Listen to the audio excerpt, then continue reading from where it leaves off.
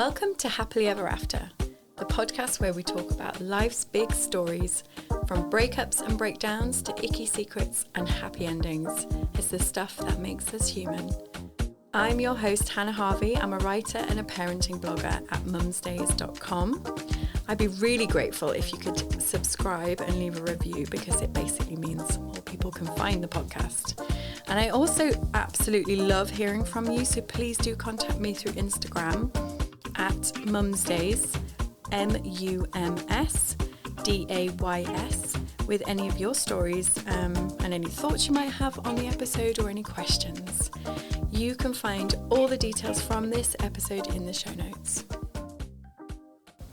Hello and welcome to Happily Ever After with me, Hannah. And today I'm joined by Katie, but Katie in a very different light. Oh, right. Made it sound like you'd forgotten my name there for a minute. It's because I was thinking of how to actually introduce you, because today you've got a different hat on. I do, you're right. Today, Katie is the expert in maths, Married at First Sight, UK edition. Yeah, I am. Series 8, is it? I've no idea because this is the first one I've ever watched and I've become obsessed and it's a problem. So I have been watching it and I've only ever watched one series before. It was a random Australian one. And that was after Claire Venus came on and was like, what do you mean you've never seen it before? It's the best thing ever to grace our tellies. And you and I were like, pfft. Yeah, I did feel like that, yeah. Like, how can it actually be that good? Yeah. It sounds stupid. It does sound stupid. And I also, when I first started watching it as well, I was like, we're going to look back on this, like, in the next century and be like, how could we possibly do that to people for entertainment? Like, it's really cruel. A bit like how Jeremy Kyle is. And I still feel that way, but I'm obsessed with it and I can't stop thinking about it. So that's great. Yeah. I remember a similar feeling, like, back in the 90s. When Big Brother started. It's very Big Brother vibes, yeah. Yeah. And I watched that first series and I became obsessed. And I felt like they were my friends. Yeah. And that I wanted to move in with them. Yeah. And be with them forever. That's how I feel as well about it, yeah. So exactly interesting. But it was literally like watching hamsters in a cage. Yeah, interact with each other. And to see humans in that sort of way is like very probably like you know when there's a car crash and you can't look away, it's probably like that. Yeah. Feeding into that need. I haven't watched all of this season of Maths, but I feel like I've watched enough that we can talk about it, and there's definitely bits of it where I'm like, how are these people surviving the dinner pies, for example? I'm like, it's a lot. Yeah. It's so intense. It's like, I'm sure, borderline traumatic. Definitely. Like, and actually that was my takeaway at the end of it. Like, I was like, are these people actually in love with each other, and do they want to be together, or have they just trauma bonded? You know? Oh. Yeah, right? I mean, I'm no psychologist, but I think put in that sort of situation, you're bound to be like, okay, there's another human being going through the same, like, being recorded on telly with all my feelings out. And I feel strongly about them. We're being actively encouraged to be exceptionally vulnerable with each other and the nation. And that in itself is like, well, we know whenever we've done the podcast, especially when we first started, afterwards it was like, the vulnerability hangover is real. It is. Imagine doing that for weeks on end. Yeah. And worrying about what you're saying to the camera and things, like, it must be wild. I mean, like, come on, you and me are in this together whether we like it or not. Exactly, that's bound to make you bond, I think, you know? Have you ever had, like, a really, really crap hospitality job where they, like, treat you terrible and it's really, really hard work and there are no breaks? Those are your best friends. Yeah. It's like when you go through something bad together, like, you bond. And I think that's what's happening on Maths. Ooh. Interesting. Yeah.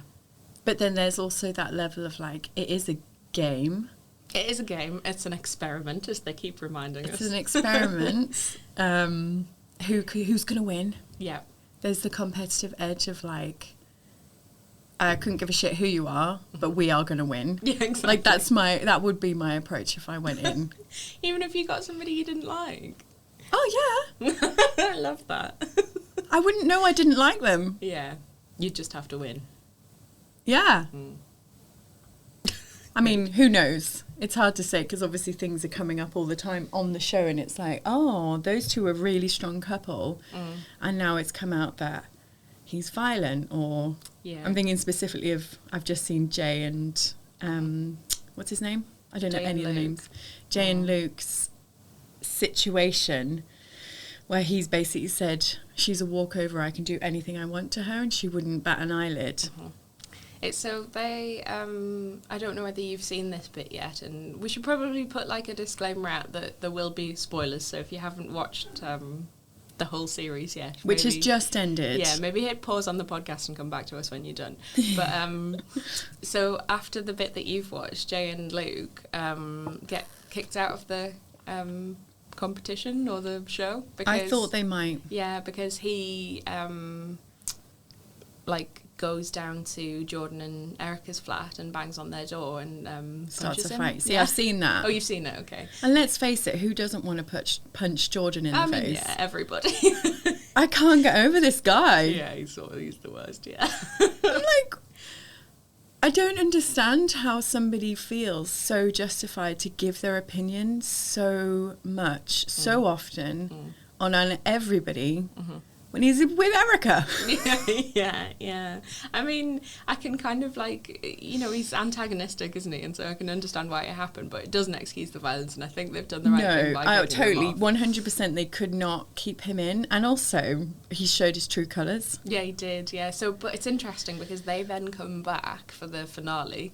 Are they still together? No, so they've split up, and it's basically because I think Jay was like, I need a bit more from you if we're going to be in a long distance relationship, and he's like, oh, well, if you need more from me, then I don't want to be in this relationship anymore. I'm not going to try. Big and surprise. Like, well, yeah, and even all the experts are like, come on, dude, like, you need to try a bit harder for us. So they started off being my favourite couple, and yeah, same. Now, I think he's a bit of an arsehole. Yeah. So There was I was trying to think, like, what does he need? Like, what is the drive to need somebody to tell him off? And I'm like, there must be some mummy issues in there. Yeah. Like, he wants a woman in control, keeping him in line. Well, yeah. So that he can keep pushing boundaries, but know that he's safe within that these are the boundaries. Yeah, and one of the things he's getting quite criticised for online as well is like saying that he doesn't have time to try harder with his relationship and spending his time like trying to sabotage Jordan and Erica's relationship, which is something he does in the end as well. And it's like, if you've got time to because he's got like this photo of Jordan in the back of a taxi cheating on Erica that they bring out in the finale, which is just brilliant television. Oh, wow. Yeah. But people are saying, like, if you've got time to do that, then you've got time to text your girlfriend, you know? Yeah, but he doesn't want to. No, exactly. So, like, and how long does it really take to, like, sabotage someone's relationship with a photo? Yeah, well... It's a click of a button. Yeah, and also, well, I suppose I get that, but, like, it just shows that he's, like, a bit of an obsessive person, you know? Like, that seems to be his driving force, making sure that they don't... he wants justice. Stay together. Yeah, exactly. Because he feels like his relationship was split up because of Jordan. Yeah. When actually it was because he said he could go and cheat on her anytime he wants. Which and that if you have that option, you'd go and do it. Yeah. Whereas it's like, well, we all have the option to cheat on our partners if we want. Yeah. But we choose not to because we don't want to hurt them. Yeah. And I think he misspoke. I think he doesn't think the things that he said, but he needed to take ownership for them, you know, instead of going like, it just like crumbling into a mess and taking it out on Jordan. Like, he didn't respond to that in an appropriate way at all, I don't think. No, he didn't. Interesting. Yeah. But we love Jay, right? We love Jay. So much. Wish her the best, happiest life going forward. I hope that somebody, like, who she really deserves her comes along. Because, yeah, and they she's a do babe. exist. Yeah, they totally do. She will get somebody lovely. I have utter faith in that. Yeah. Mm. Oh, okay. So should we talk about Jordan and Erica? Okay. Yeah. So that. So you haven't seen the bit where they're all like happy and lovely, and they've gone and they had their 5 weeks away and everything, and then when they come back for the reunion, they've like Thomas, Arthur, and a couple of the other guys, George I think is there as well, have been on like a night out in London all together, and they Just the boys? Yeah. And Thomas, Arthur and George. Yeah, I think so. I might have got that wrong, but it's a group of them, and Jordan as well. And they're obviously like with this group of girls, and like one of them tries to kiss Jordan, and he pushes her off straight away. But like, there's been rumours flying around while we've not been watching, you know, and he's like denied everything. And then when they get to the dinner party, like Thomas and Arthur are like, no, she did kiss you though, like that did happen. And Erica absolutely kicks off about it. Fuck, as you would. Yeah, well, they're like, well, he did push her off straight away. Like, you know, it was obvious that he didn't want to kiss her, but he's lied about the whole thing, which is what Erica's problem is. Mm-hmm. And I think, like, men do that out of fear, don't they, you know? Whereas it would be much better to just go, yeah, I got a bit flirty with a girl on a night out and I'm sorry about it. That's a scary, honest conversation to have, though, isn't it? It is, but wouldn't you prefer that to what actually happened at the end, which is her being confronted at a dinner party with a photo of him in the back of a taxi? Well, it's just classic maths. That's how it always works out. Nobody communicates anything until they're all sat together at the dinner party. Yeah. And then it all comes out. Yeah, it was really quite something. I don't have big high hopes for them for the future, unfortunately. Erica and Jordan, but they are currently still together, so we'll see. Interesting. Something about, like, both of them had in common was this sort of ability to come into the group and stir things up. Yeah. Yeah, well, I don't understand what was going on with the girls and Erica so much, other than it just felt like, I guess it was a bit of an arrogance maybe that was coming across, and it was probably not intended. No, but I think like when they were a bit like, it's a bit like them being caged animals, isn't it, you know, and they've like made their friendships and they've got their packs, and then they come in as a new couple and she's like an alpha, isn't she? Yeah. And so what's the saying, like it upset the apple cart, it rocked the apple cart? Yeah. Something to do with an apple cart. Things happened with apple carts. And did happen with an apple cart. It was a lot. Yeah. Yeah. Yeah, I can understand them not liking her attitude. I mean, there just seemed a little bit of unnecessary, like, eye rolling and we're better than you type comments, which I just don't understand why you'd come in and do that if you knew. No, exactly. And why do you have to come in and be an alpha anyway? Just insecurity, probably. I'd put it down to insecurity, you know, thinking that you have to be the best ones. Yeah, and I guess as well they were maybe one of the youngest couples. Yeah, they all seem really young. Do you think they're all really young? I felt, well, I know the youngest couple was Sasha and... Oh, Tasha and Paul. Tasha, not Sasha. Tasha and Paul were the youngest, and I feel like Jordan and Erica were also the youngest. Mm-hmm. So that's probably what got Tasha's back up the most, was them coming in as like the new young couple, and they were the young couple. Yeah, and she responded badly to it, to be fair, but like, I think that's just who she is, you know. Fiery, as she says a lot. But do you think as well, because we'd known them longer, like I was on her side? Yeah, totally. Like, and that's awful.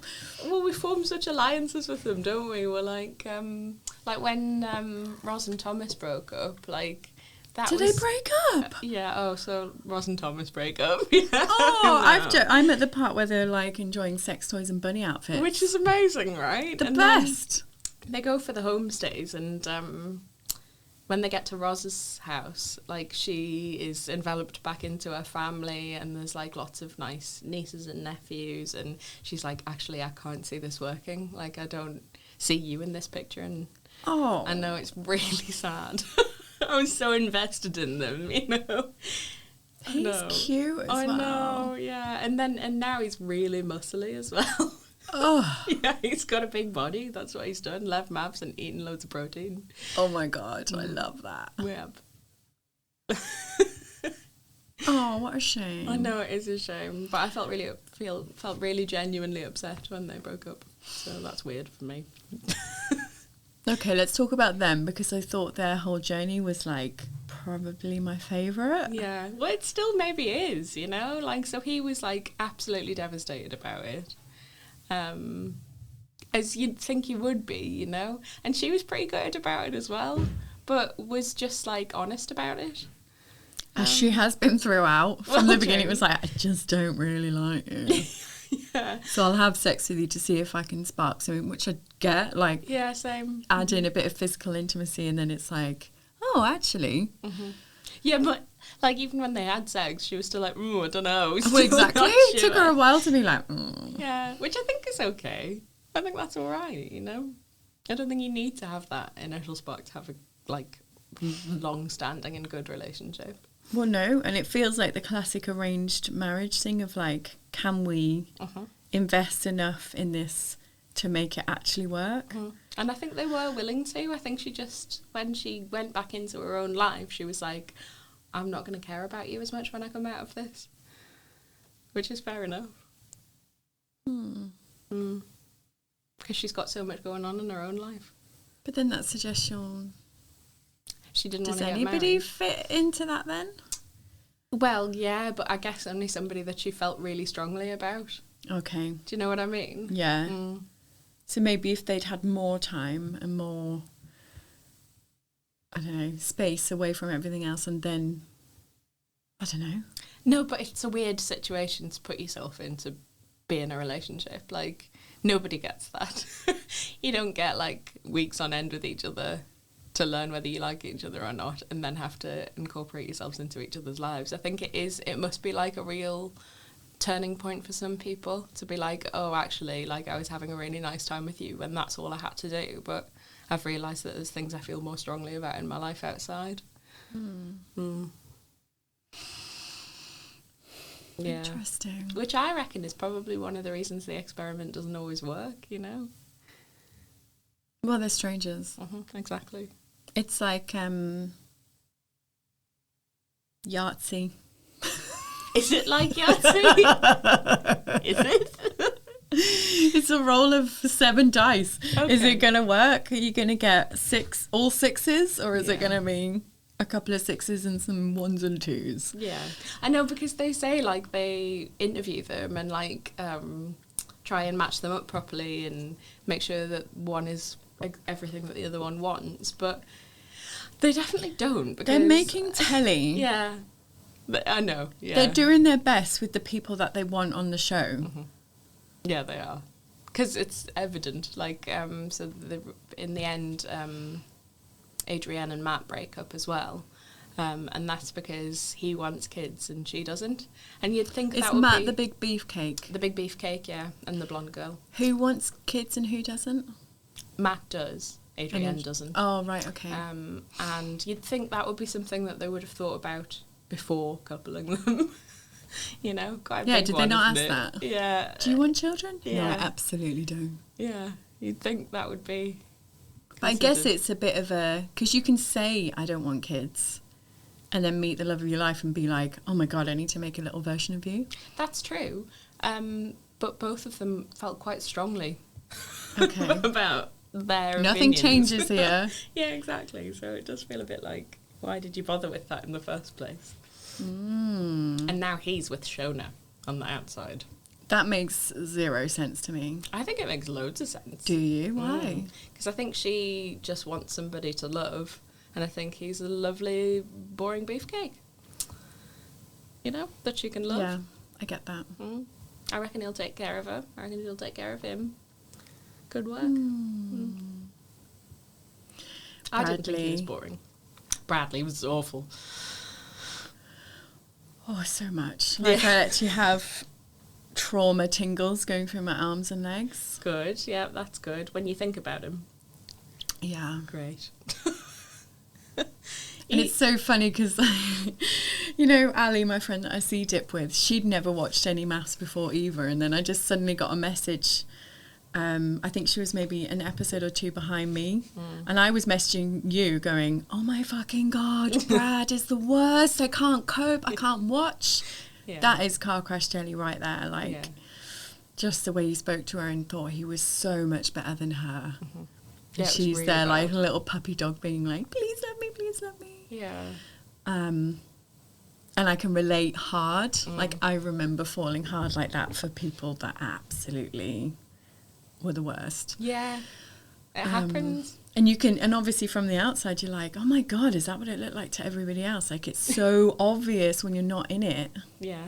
But anyway, so Ali, I'm messaging you going, oh my God, Brad. And then I get one from her going, oh my God, Brad. No, he's the worst. Yeah, everybody thought he was the worst. And they come back in the end as well. Yeah. And I don't know whether it's intentional or if he just, it's in his nature to take advantage of somebody if they're not as strong as him or what. But just that whole, he thought it was Jesus. Well, and when he comes back, she's like, you love bombed me. And he's like, yeah, I did. And it's like, this isn't okay. Like, why is there no apology here or anything? He's just, like, totally okay with his behaviour. I think, I hope he never gets another girlfriend. And that's very strong, isn't it? Well, he's now played out on telly, but he will. I know. And it'll be somebody like Shona. It's such a shame because he's a very toxic man. And I'm sorry that she had to go through that. Yeah. Yeah, I don't think there's any changing that. He didn't, you know, when they're like, the experts are going, you don't get to allow her. You're saying things like allow her and let her. And he's like, yeah, that I'm intentionally saying that. I know, yeah. Because exactly. I want to allow her to do these things. And she's like, no. You don't get to allow her to do anything. She's her own person. Yeah. And he just, the penny never dropped. Yeah. They ask him at one point, like, what the best thing is that he's learned from being on the show. Or what the best thing about being on the show was. And everybody, all the other couples are saying, like, oh, it's been amazing to have this journey with you. And he just says something about, like, something he's learned for himself. And she's like, what about me? Like, absolute narcissistic pig. I've just gone, shit, is that what I do? No. I'm like, what do I love about the podcast? I've learned so much about myself. Yeah, but we're not in a relationship, so that's okay. You know? We're not trying to be married. And also, I wouldn't just say that. Like, one of my favourite things is the fact that we can hang out together and chat shit. Yeah. Yeah. And invite other people to listen should they wish. This is different to being in a marriage experiment. It's not. I love you more than life itself. I love you too.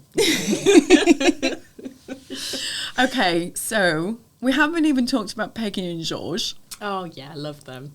And we're already 20 minutes in, so let's go.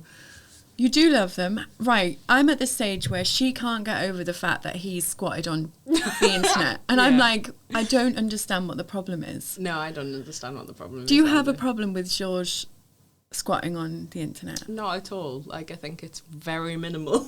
I don't either. And she's like, it's fucking weird. And I'm like, I wonder why, what she finds so threatening about it. Yeah. I guess, like,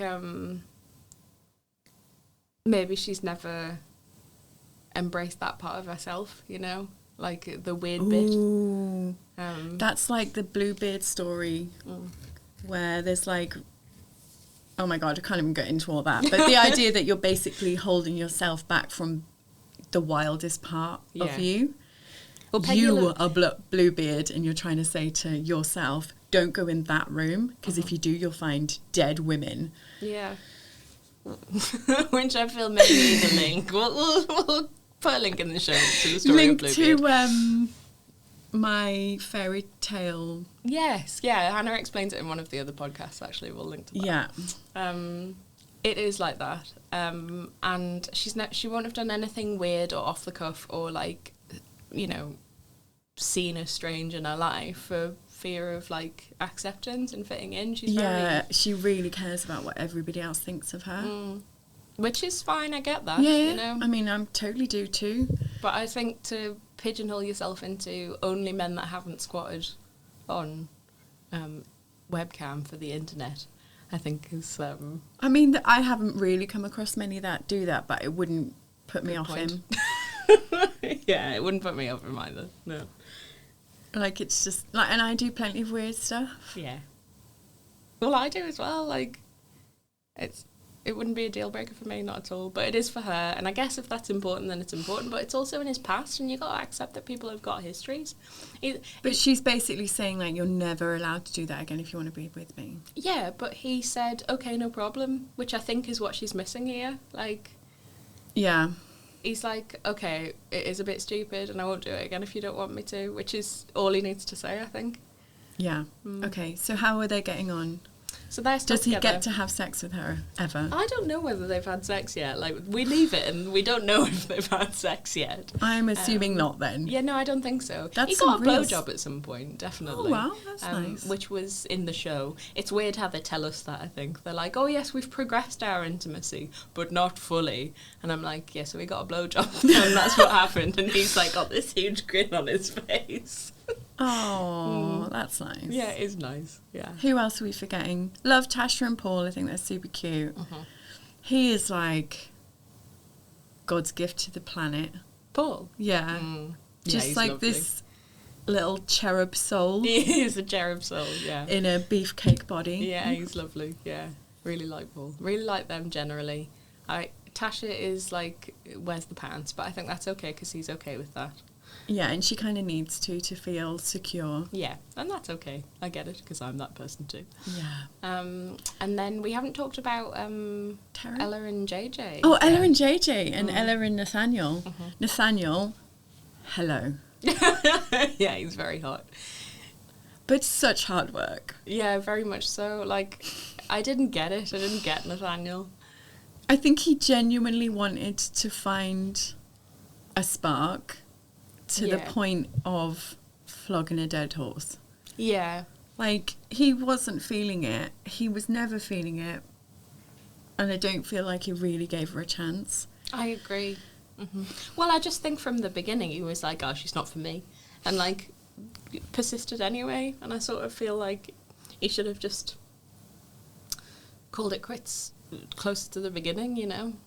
Because I don't think he ever thought he was going to be with her.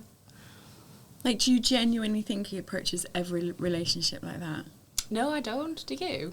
No. No, I think he was doing it because he was on the show, you know? Yeah. Which it's is an experiment. I'm going to try and see if this can ever work. Yeah. Well, that's maybe the point she was getting at, you know, when she kept saying weird cryptic things about how he was just doing it for the cameras and... playing up. Maybe that's what she was talking about. It seems like they had lots of conversations off camera that wouldn't kind of, don't tell anyone. Yeah. Which I don't, despite having read the subreddits, I don't know what they are. Yeah. But I did feel like, I think the way Ella went about it, obviously she knows it was not great. Yeah, it wasn't. It was not. Poor Bianca. I know, but I think she is a feminist icon now. Who, Bianca? Yeah. Oh my God, she's like Lady Gaga from London. Yeah. Is that where she's from? No, she's not. She's northern, isn't she? I can hear her voice, but I don't know where it's from. Northern, I think you're right. Yeah. And her, like, she was Lady Gaga, like, with her lovely Italian family. Yeah. And just the way that she dealt with it, where she was like, right, okay, you can all fuck off now. I'm not being treated properly here, and I'm off, I'm going. I just thought it was like, because if it was me, I would have been like crying in a puddle on the floor. Being like, why doesn't my husband love me? And she didn't do that. So. I can't believe she stuck around so long, though. Yeah, true. But then they all do, don't they? The producers are probably in the background going, come on, you need to stay. You can do this, stick with it a bit longer. He'll come round, just give him some space. Exactly. He's never coming around, my friend. He was not, no. He was interested in Ella, which I think is nice as well, but also, like, bit shit. Oh, totally 100% shit. And I think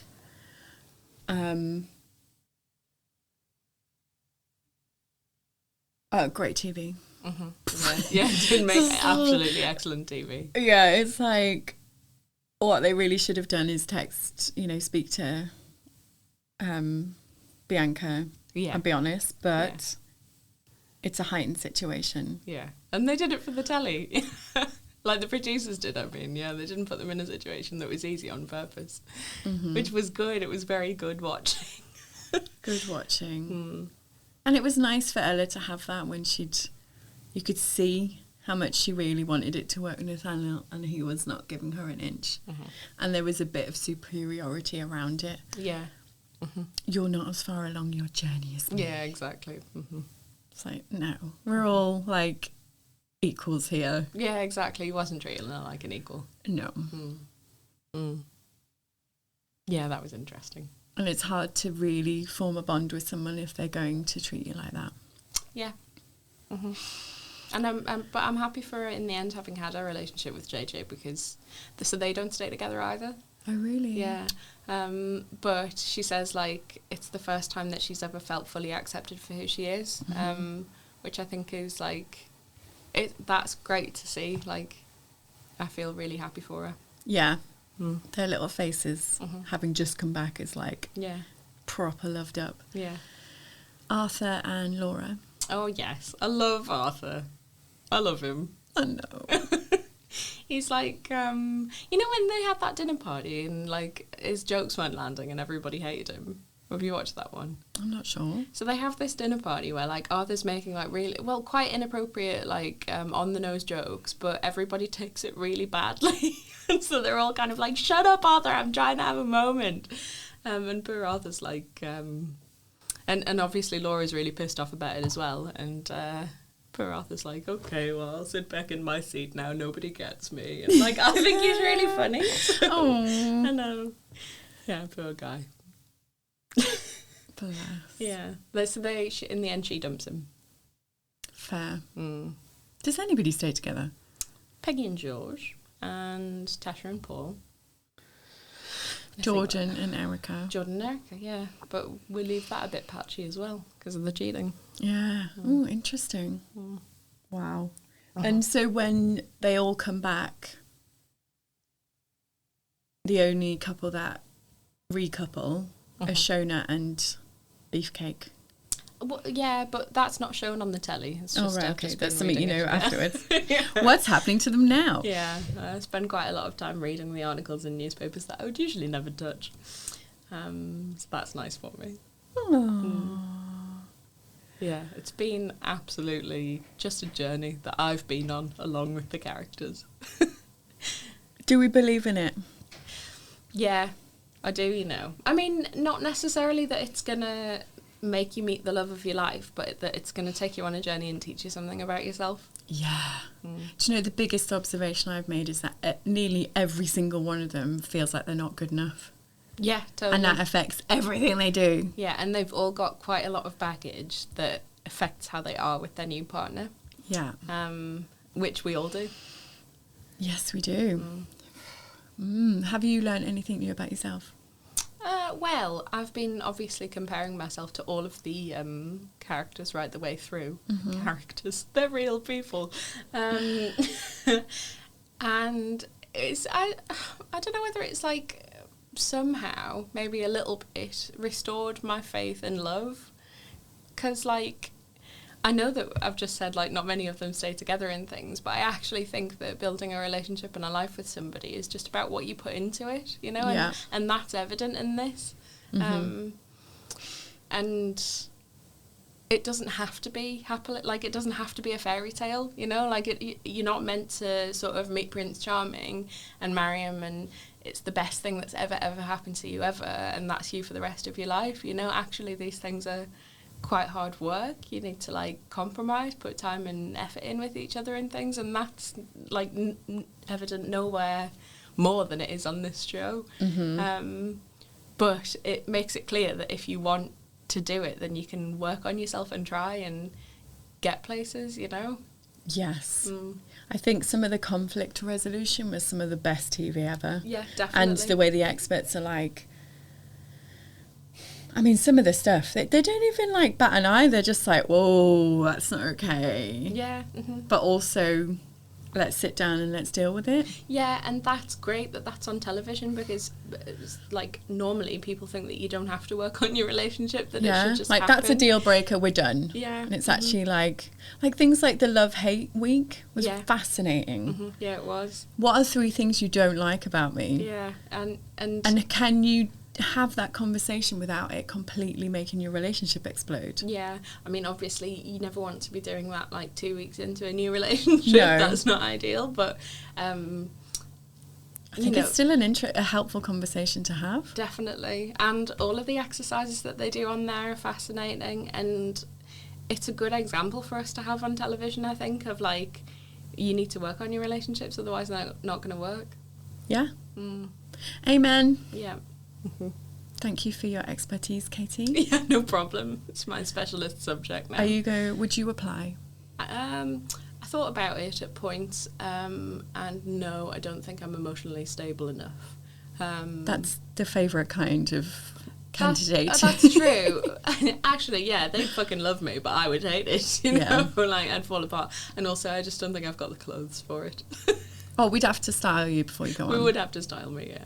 Like, because they have a new outfit for every single time they're on the telly. And I'm not about that, so no, it's not for me. Okay. Do you want to go on? I did, but not now. Why not? Well, firstly, my ex-husband has watched them all and was like, please don't. I get that. I totally get that. And I just think it's not necessary. It's not necessary. It's an interesting experiment. But yeah, I don't need that in my life. You definitely don't. No.